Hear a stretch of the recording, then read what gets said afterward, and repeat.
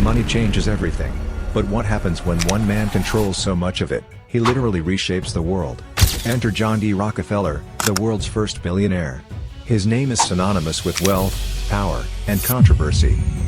But here's what most people don't know. He started with nothing. No fortune. No connections, just a relentless drive to win. And along the way, he faced scandals, lawsuits, and the hatred of an entire nation. So, how did he rise to the top? What made him so successful? And what can his story teach us about ambition, strategy, and the price of success? By the end of this video, you'll not only understand Rockefeller's journey, you'll also walk away with lessons that can apply to your own life. Let's get started. Let's go back to the beginning. John D. Rockefeller was born on July 8, 1839, in a small town in upstate New York. His family wasn't wealthy, in fact, they struggled to make ends meet.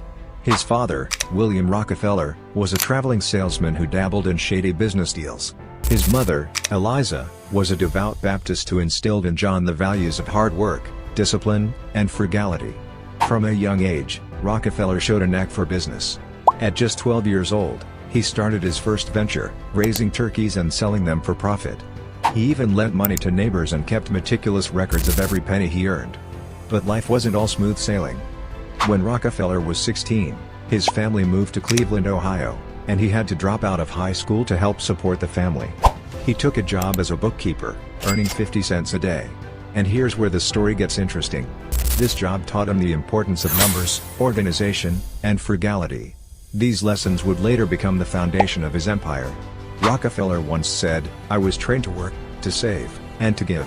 And that mindset would shape his entire life. Fast forward to the 1860s. The world was changing fast, and one industry was at the center of it all: oil. At the time, oil was primarily used for kerosene lamps, and the demand was skyrocketing. Rockefeller saw an opportunity.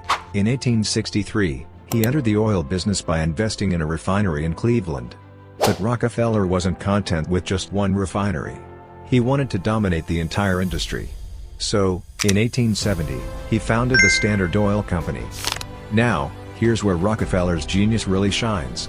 He realized that the key to success wasn't just producing oil, it was controlling every step of the process.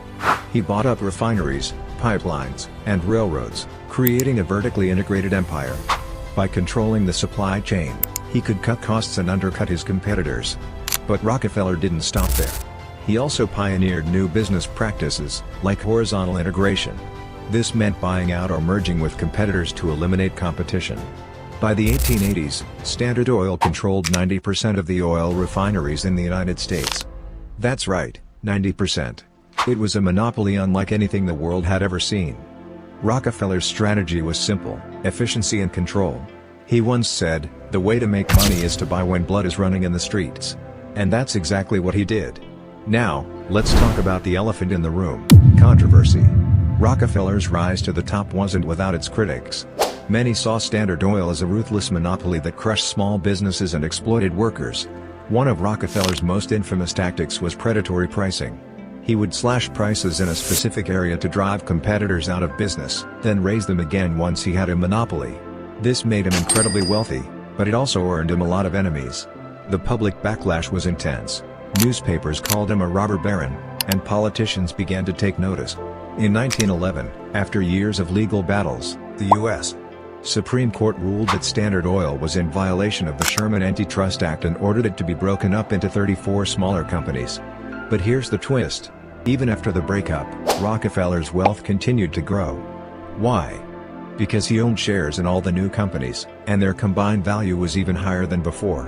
By 1916, Rockefeller's net worth peaked at $1.4 billion, making him the world's first billionaire. Despite his success, Rockefeller's legacy is complicated. He was a brilliant businessman, but his methods were often ruthless.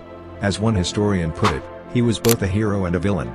Now, let's shift gears and talk about Rockefeller's legacy. While he was undoubtedly a controversial figure, he was also one of the most generous philanthropists in history. After retiring from Standard Oil, Rockefeller dedicated his life to giving away his fortune. He believed in the concept of giving while living and donated hundreds of millions of dollars to causes like education, medicine, and scientific research. Some of his most notable contributions include founding the University of Chicago, one of the top universities in the world. Creating the Rockefeller Foundation, which funded groundbreaking medical research, including the development of the yellow fever vaccine. Donating to historically black colleges and universities, helping to advance education for African Americans. By the time of his death in 1937, Rockefeller had given away over $500 million, equivalent to billions in today's dollars. His philanthropic efforts continue to impact the world to this day.